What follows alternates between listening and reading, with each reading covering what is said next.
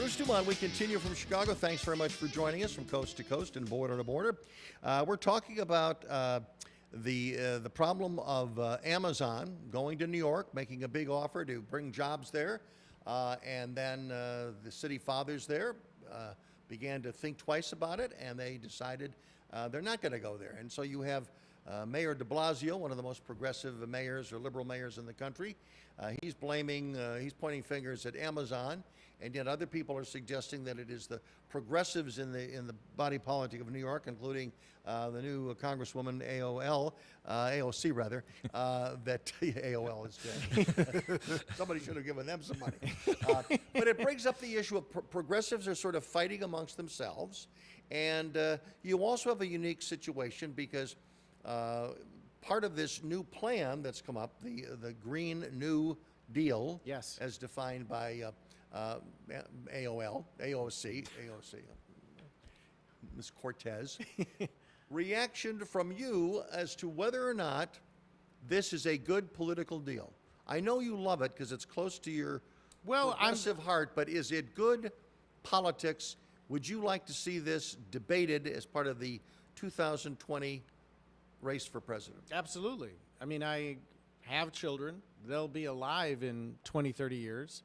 And if you don't think that there's a massive hoax among every climate scientist in the world, that they're all lying about the fact that we're facing real danger to our way of life with ever more floods and hurricanes and droughts, then the scope of the solution to climate change has to meet the danger and the costs that we're facing. So I think it's great that we're advancing the discussion about, just like the New Deal saved us from a depression, we need a Green New Deal to stop this catastrophic cost of climate change. Marty, would you like this to be a key issue of 2020? Does this help the Republicans to have this? The Green New Deal? Yeah. Oh, I sure would, because you can say, oh, it would be good if we just didn't have this threat hanging over our heads and if we weren't worried about this or that happening. And all we have to do is charge everybody in the country an extra $5,000 a year.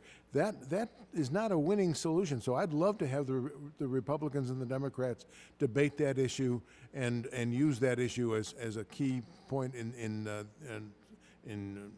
getting themselves votes. You know, there used to be a time when there was a Democratic Sam Nunn and there was a Republican Charles Percy. And I think the country actually operated a little bit better when that happened. And now you have this massive separation where both parties are essentially, both parties' bases, which may form a majority of their party or might not, I'm not really sure, basically just get crazier by the day. And, you know, so now you have walls and you have Green New Deals. You know, and I've always been a wall skeptic, and I'm certainly a Green New Deal skeptic. So I put a Facebook post up on the Green New Deal, and some guy who gives me trouble on Facebook, or actually makes good points on Facebook, says, did you read it? Here's the text. And I thought, well, that's actually a good thing to do, because maybe before you start posting on some article about the thing, you read the text. And I had to stop at the first I'll read it eventually, but I had to stop at the first page because the entire basis of these resolutions, and this was a resolution, it was not a bill, so it's a wish list. So this is something that they're throwing up a trial balloon to see what sticks and to see what kind of discussion comes out of it, which is fine. But the entire whereas, and this is where I'm going to disagree with Dan here, is there global warming? Yes. Is man responsible for it? The idea that the scientific consensus of 97% of self-referencing scientists referencing themselves over and over again indicates that this is a serious end-of-the-world problem. Like if we go above 2 degrees, there's going to be a catastrophic buildup and Earth is going to blow up like a match head. This is nonsense. There are so many more things. There are so many more things that people can spend money on that can make life better. If the Green New Deal passes, the only people who are going to do really well with it are rich white progressives on the coasts, and every poor person in America and every poor person in the world is going to be colder, less access to electricity, less access to You're an idea guy. Every time you've been on this program, I think people that have heard and seen you for the last decade on this show, you're an idea guy. wouldn't you want this idea to be debated in a presidential election so the American public can be they can be educated? Yes, I mean, I would. Dan groaned when you sort of dismissed some of the scientists, but is this something that should be discussed in a general absolutely, election? it should be debated. I'll give you one idea. I'll give you one thing that it's like I'm a skeptic on how is mankind having an impact. If it is, it's probably much smaller than being said. But this is what I'll gladly do. There might be an issue, and I don't like pollution, and I don't like how much energy America wastes. So let's have a carbon tax or a BTU tax, but only if you cut the income tax, or only if you cut the corporate income tax, only if you swap it out, and only if it makes sense. Or how about To your point only if India and China do the same thing? That's Because another we important can point. destroy ourselves. Too bad that without we had a global agreement to limit climate changes, and your no, we candidate didn't. was the first We didn't one to have it. walk away from the Paris Accords. But to your point, Bruno, we used to have Republican presidents who listened to scientists and solved problems. And that was George Herbert Walker Bush, who largely solved the ozone layer problem. We had a wonderful global accord, and the ozone problem, which was a real problem, and acid rain, which was a real problem, got solved by Republican presidents. Sadly, the Republican Party now, with folks like Donald Trump, who is anti-science, anti-fact, anti-data, their party has moved away from listening to scientists and solving problems. It is a sad thing for our republic, and I hope the wings of the Republican Party that are embarrassed by our president's decision to do that regain some influence within your party, because there's no question. It is catastrophic. Ask the insurance It's companies. not catastrophic. Who have to pay for But the these damages. Republican opponents to the Green Deal, the Green New Deal now, I mean, they are throwing, what that means is there's going to be no more airplanes. They are going to want people to take a train from Los Angeles to New York. Well, I mean, interestingly- they're painting a picture of what it will mean to their constituents, and basically it's a horrible picture. But they're painting the picture, and there's people out there who are believing the picture that is being painted. Yes. How do you unpaint a picture?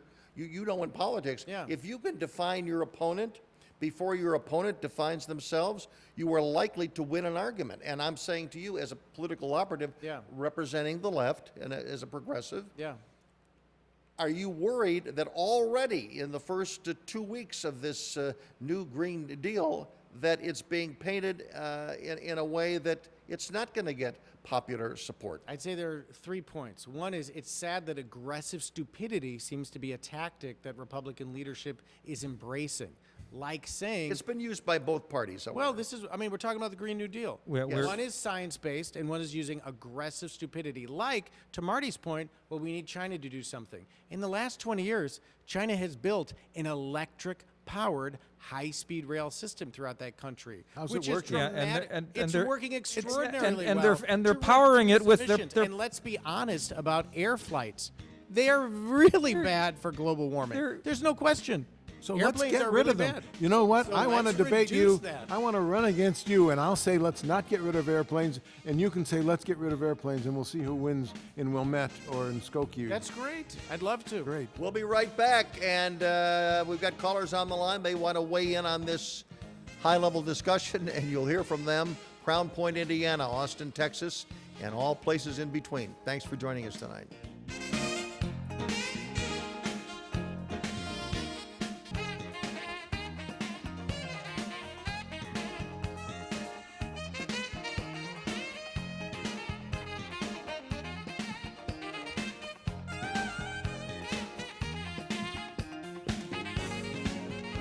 We are back, and part of the Green New Deal is a higher use of high-speed rail and fewer airplanes.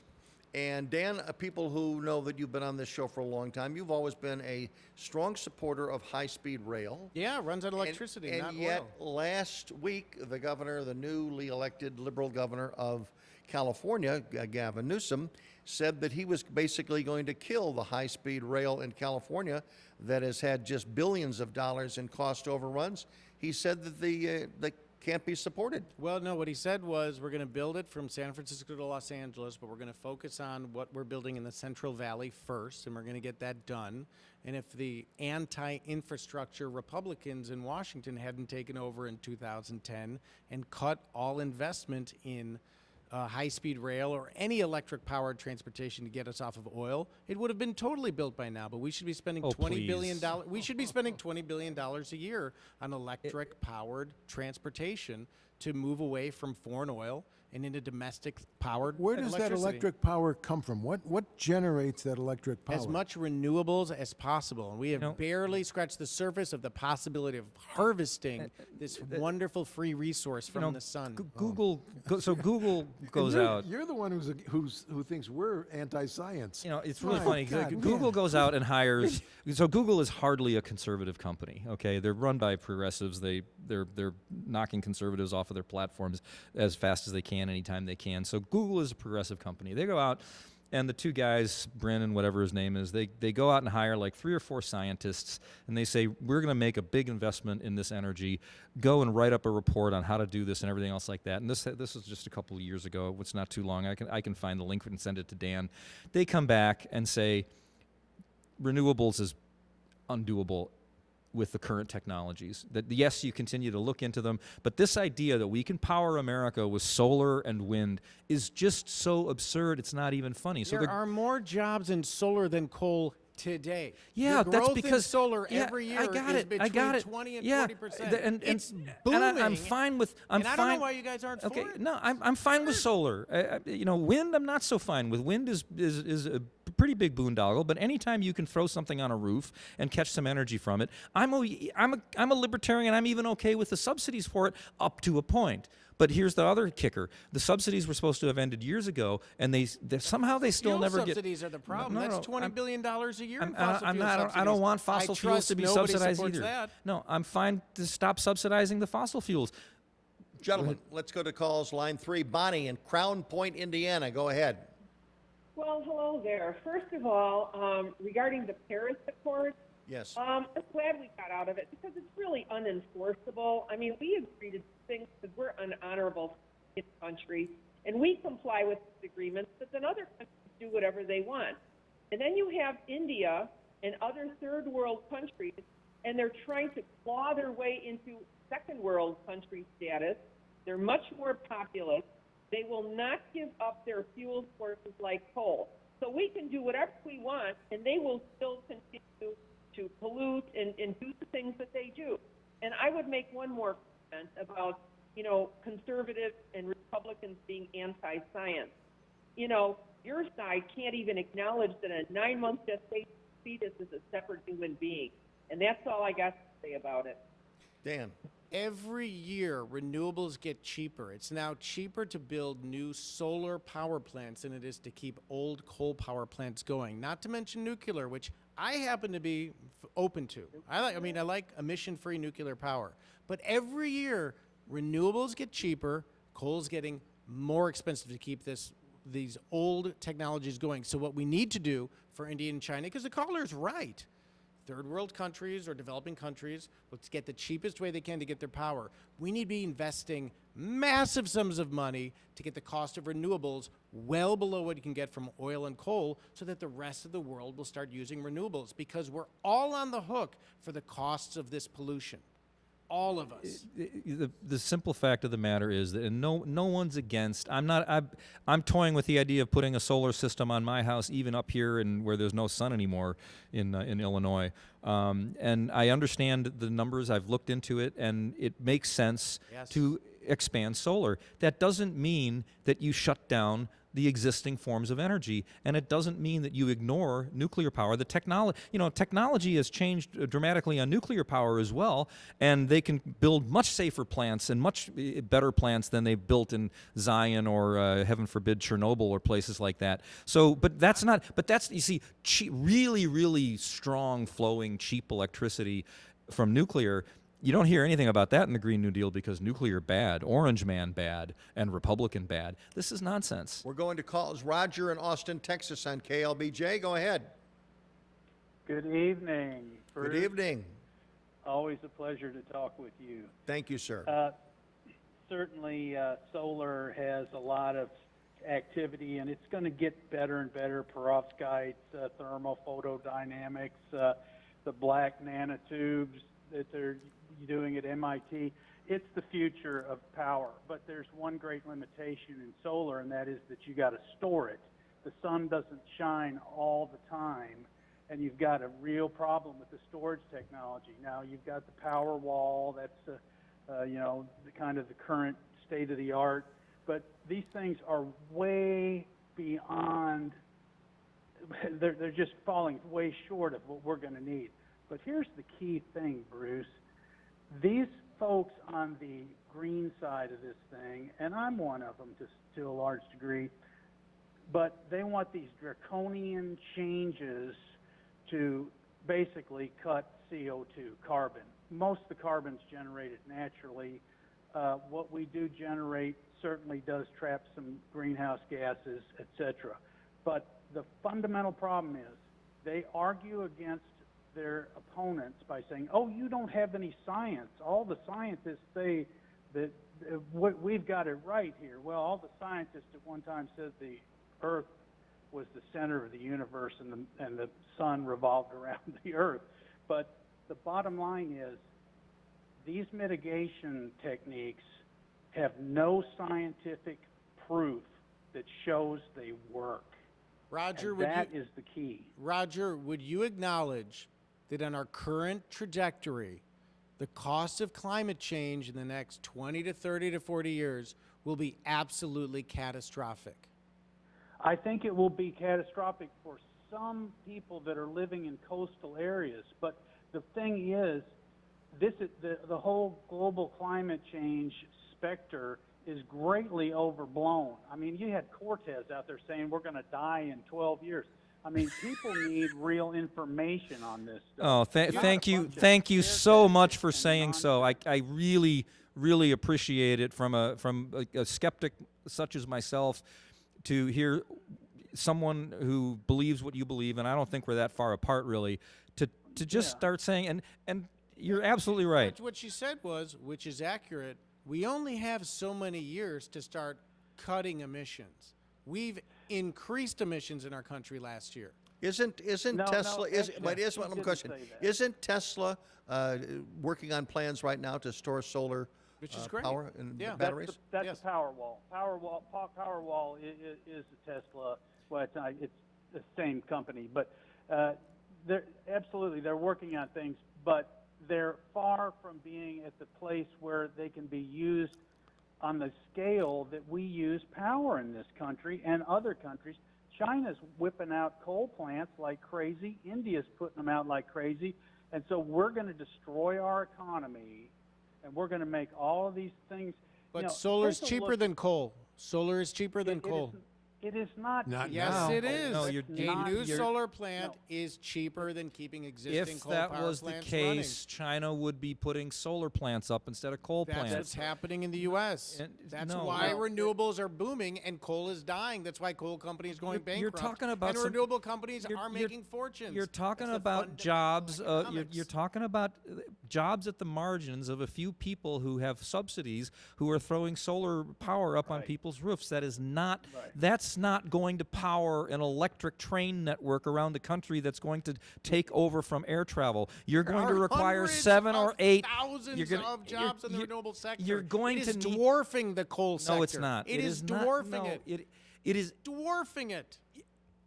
You know, and the projections are all positive for renewables. No, they're not. This is another way where Republicans aren't embracing, which is weird to me, not embracing the future of the energy business, but clinging on to the past. Roger, last word to you. Take a look at what's happened when Macron tried to put these carbon taxes in France. He's now pulled those all off the table. You've got your Yellow Vest riots going on over there. That's going to be nothing compared to what happens in this country when you try to jerk the power and the ability to fly and get around in an automobile in this country. Or just pay for the pollution you create, which imposes costs on all of us.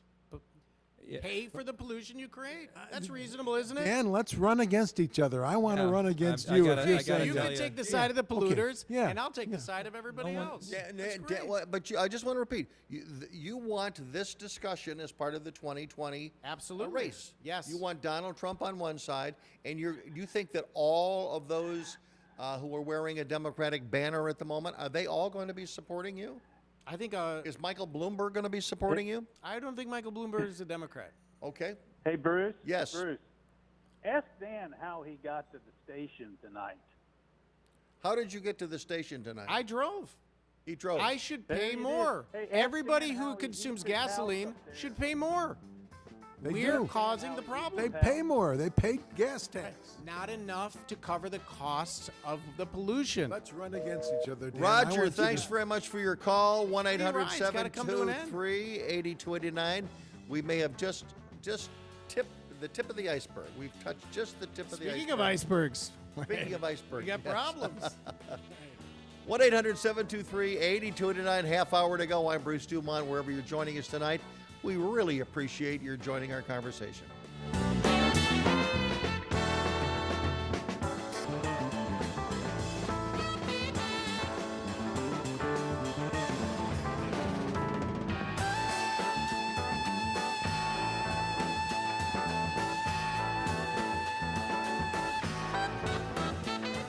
Bruce DuMont back in Chicago, and before we continue, let's have our guests introduce themselves, and we begin with Marty Garrity, our Republican tonight. My name is Marty Garrity. I'm a retired commercial real estate broker. I'm a former alderman in the city of Evanston. My wife and I have 6 kids, and we have 11 grandchildren. And I care a lot about the lives that those grandchildren are going to be living 10, 20, 30 years from now. I'm you're a Republican. I'm not worried about what Dan is saying is the problems they're going to face. One more thing, this is probably about my 35th or 37th year appearing on this show. Back when it was Inside Politics, and I've been doing this with Bruce for that many years. Your hair was all black when we started. And there was way And more I of had- it. And I had hair. Dan Johnson. Hi, Dan You've Johnson. been around here for a long I time, too. have. I think we're in year 19. Really? Yeah. You were young and single when you started, and I now you're a was. father of 4. Father of 4, husband of 1. I'm on the library board in Wilmette, and Democrat, progressive lobbyist. I like to hang out in the capital of Illinois and try and help our public servants pass better bills, make better laws.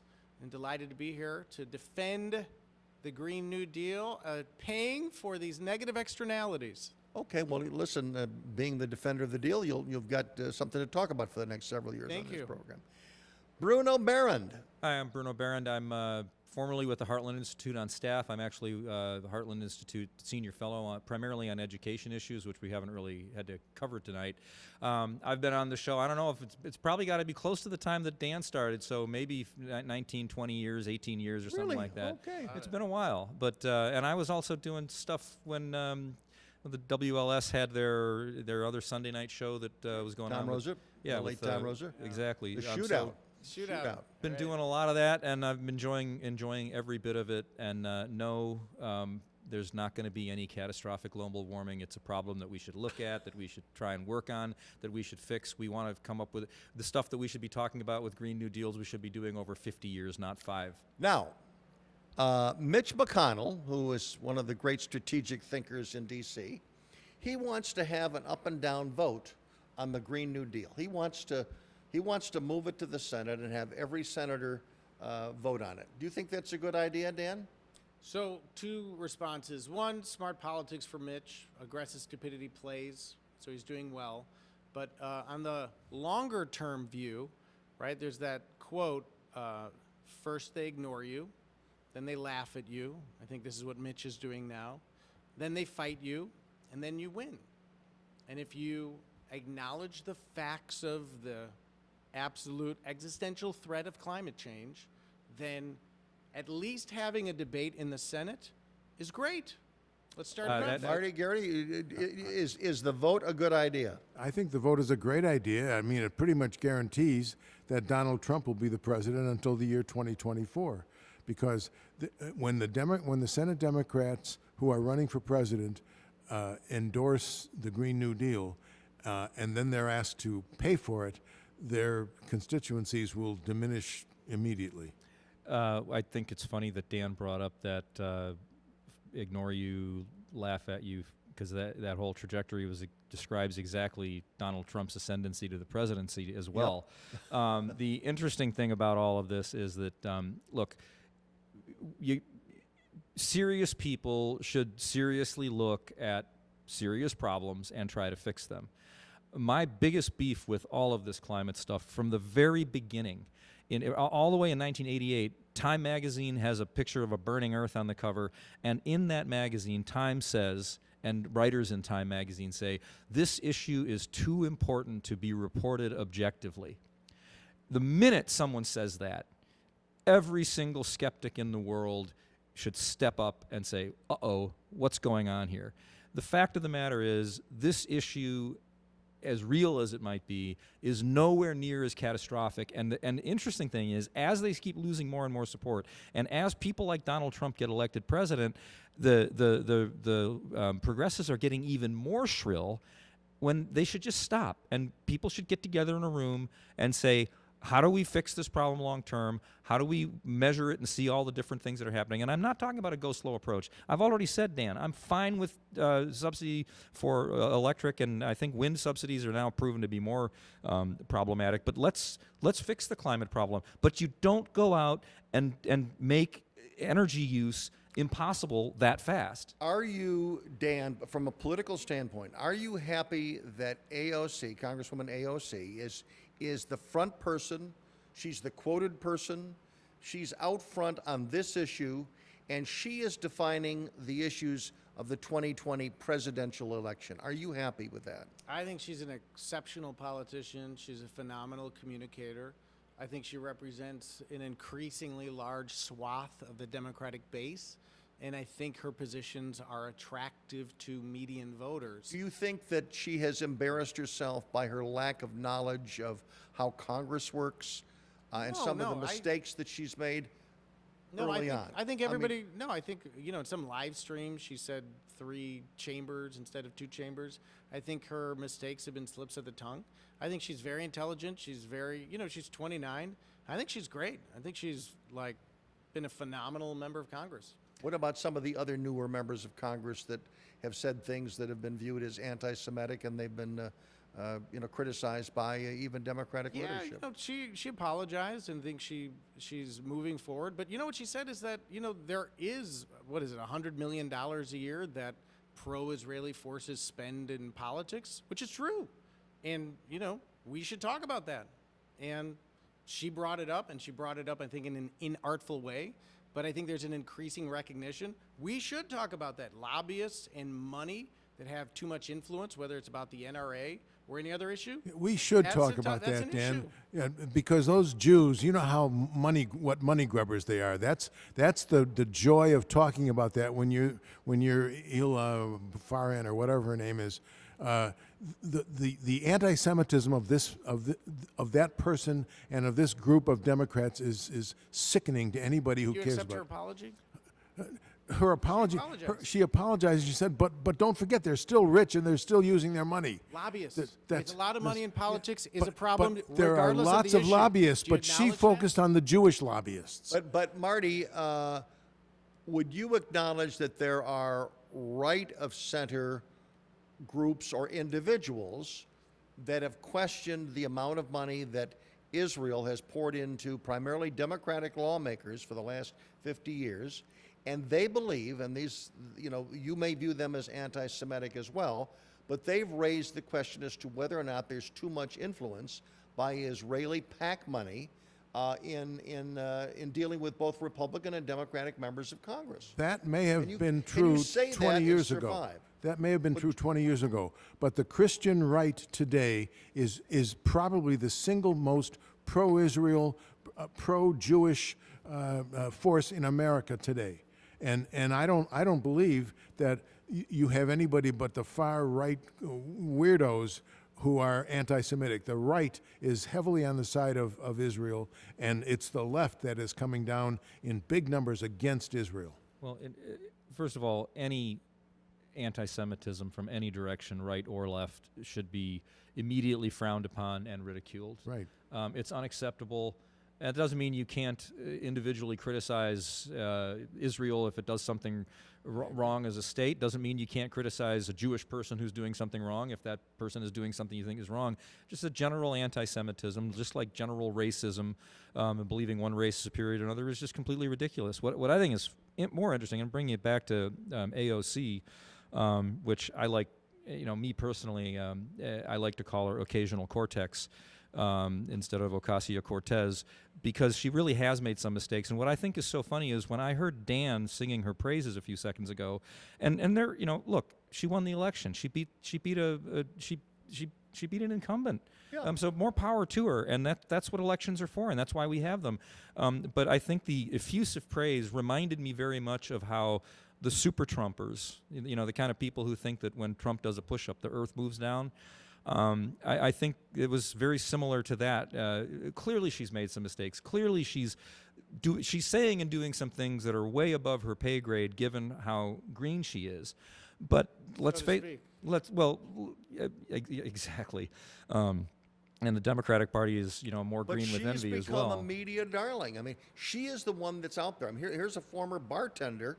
She's defining all these scientific matters. She's brought it to the forefront just because of her personality. And the media loves her. She's a phenomenal communicator. She's got a great ability to communicate. You can't take that away from her. The fact that social media happens to be the technology of our time. No one should take this the wrong way, but one of the reasons she's so successful is that she's very, very good looking. And that's a compliment that is not taking anything away from her as a woman or objectifying anybody and all that PC social justice warrior nonsense. Yeah. The fact of the matter is that she's become successful because she took on a heavyweight and she beat him, and she's good with social media. Yep. She probably had some really great consultants who helped her out too. She won an election, and now she's a phenomenon. What I think is interesting, and I just put a Facebook post up today, is that it's not about Ocasio-Cortez and a blue district that's going to stay blue forever. The fact is, what the Republican Party really should be worrying about, what they should be hiring some good consultants, and maybe, there are none, but, some people who know what they're talking about, and find out about all of these women who won these districts in the suburbs, because that's what's going to kill the party. And USA and Trump isn't going to get those vote backs. They better figure out a way that they are going to get those votes back. That is key. We will be back with more conversation, 1-800-723-8029, and a call from Cleveland, Ohio. Don't go away.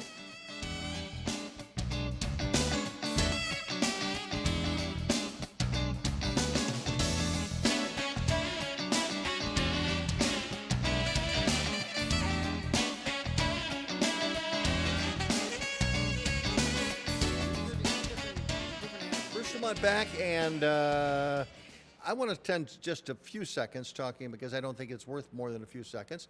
But Bill Weld has suggested, the former governor of the Commonwealth of Massachusetts, who ran for vice president with Gary Johnson for president last time around. He is thinking of running as a Republican in the primary, challenging President Trump. Is there any chance of him having any significant legs at all? Marty Garrity. I think it's inconceivable. William Weld is a liberal Republican governor. Let him come, let him run, but he'll be a very lonely fellow on election night. Bruno? I'm in complete agreement. Can he rough him up? Can he rough up the president in a primary? Let's put it this way. I've seen Weld on the stump. I actually think I met him once, or shook his hand or saw him at a conference somewhere. He's a sharp guy. He's no idiot. And he's very articulate, and he knows facts and figures. Is he going to put a dent in Trump's support among the GOP now? I mean, the GOP is now a Trump party. It's going to be a Trump party until Trump is gone. And so could he make some points? And I think the biggest thing he can do is, if he roughs up Trump in any way, he can convince some Republicans to vote Democratic in the general. But does he stand a chance against Donald Trump? not a single one. I would imagine there are millions of people that are been lifelong Republicans that are appalled at the brazen corruption coming out of the Trump administration and the parade of indictments and the clear family wealth generation activities, that want a chance to say, for whatever reason, I don't want to join the Democratic Party. I'm a Republican, I always will be, but I'm disgusted at the president and I want a chance to vote against him. And I think he's going to serve a useful purpose for those millions of Americans who feel that way. 15%, 10 to 15% of the primary electorate. Let's go might to be Cleveland, Ohio. Anthony is listening to us tonight on Sirius XM Satellite Radio. Go ahead, Anthony. Yes, hi. Thanks for having me on. This is a great show. I'm really enjoying listening to you guys. I just wanted to point out, you're talking about coal as a dying form of energy. I just wanted to point out that coal is dying because natural gas is so cheap. Those plants, power plants, are switching over to burning natural gas instead of coal. That's better. Natural gas is cleaner than coal. It's not as clean as renewables, but that's progress. Yes, very much progress, but it's because of natural gas being so cheap and so abundant. The renewables are getting cheaper every year. Every year they're getting cheaper. And the more we spend on R&D, the cheaper they're going to get. God willing, all our windows will be solar panel windows at some point, which would be great. But coal is dying because natural gas is so cheap and so abundant. Thank you. Especially Thank you, with the- fracking. Especially with the new ways that they get natural gas out of the earth. It's an amazing technological device. It probably happened only in the last 5-10 years that it really got going. Anthony, thank you very much for your call. thanks. Dan, I want you to take a look at all the field of Democratic presidential candidates at the moment. Look at the ones that are not yet in, that everybody expects for them to be in. And as I look at the ability of the president to get reelected in 2020, I look to 3 states. I look to Wisconsin, Michigan, and Pennsylvania. Those were the surprise states that Donald Trump won. He obviously did well in Florida. He did well in Ohio as well. You might throw those 2 states in because they are always close states. And you've got some new things in Florida that might make it more difficult for Donald Trump. But look at Wisconsin, Michigan, and Pennsylvania. Can you name the Democratic presidential standard bearer that, in your opinion, would win all those states from Donald Trump? Because that is who will be elected president if they can do that in those 3 states. So there's a theory that Kamala Harris is in one of the strongest positions to win the Democratic primary. Why? Being an African-American woman is very powerful. We like affirmative action a lot in our party. We think it's great, legitimately. And she's clearly qualified, and she's a good candidate. So besides the fact that being an African-American woman is politically powerful and a good thing, she's also a really sharp candidate. Does her but relationships with Willie Brown, does that it's a problem. make it more difficult? Yeah, okay. for sure. But here's the other part. As our party, as more of our candidates sort of embrace the Bernie agenda, for lack of a better term, Right. a more progressive agenda, and Kamala Harris largely has, that avoids sort of the Hillary problem that she had, which was she was a centrist, right? And she was trying to move with the times, move with the party, but she had been a centrist. I think. But to go back to my question, to do the theory. you put her as the most likable Democratic winner in Wisconsin, Michigan, and Pennsylvania? Let's say she wins all the states that Hillary won. She still isn't going to be elected president if she doesn't make an inroad. I would suggest the following. African American turnout was down Yes, in 16. And that's the key. it is a theory of how you get to 270, and I think it's largely overlooked as a path to victory.